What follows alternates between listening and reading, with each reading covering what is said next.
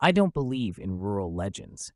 I didn't grow up in a small town. I wasn't raised among cornfields, and nobody told me scary stories before bed.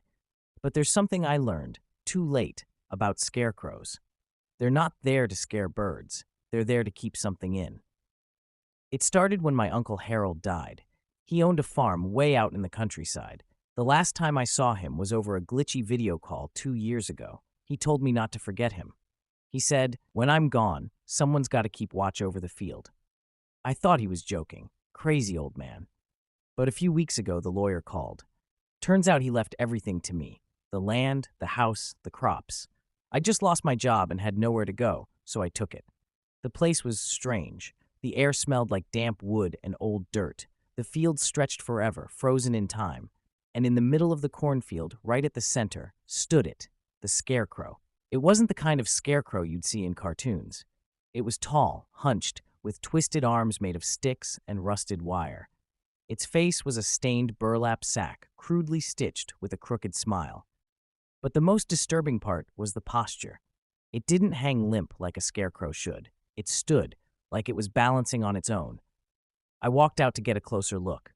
That's when I saw its fingers, long, jointed things made of bone and splintered wood. That night, I had nightmares. I dreamed I was walking through the corn and something was behind me, footsteps in the dirt.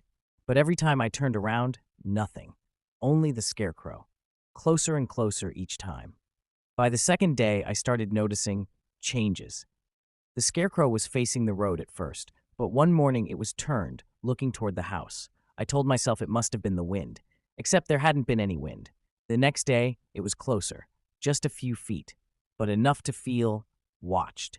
I installed cameras, one pointed straight at the scarecrow.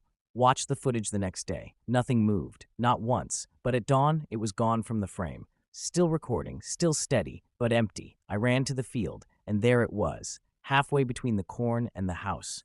Closer, facing the camera, like it knew it was being watched. That night, I didn't sleep. I sat at the window with a flashlight and a bat. The corn swayed, silent and still. And there, at the edge of the field, I saw it, just standing there, but I could swear it was breathing.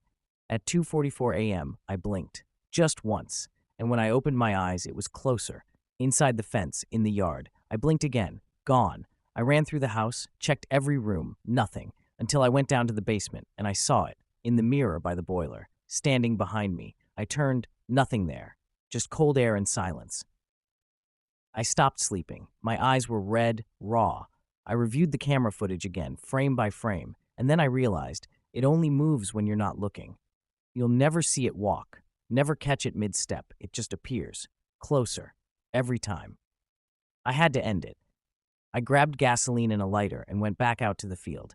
I looked into its face, if you could call it that, and said, "I'm not afraid of you." I poured gas all over it, drenched it, lit the match, but nothing happened. The flame flickered and died.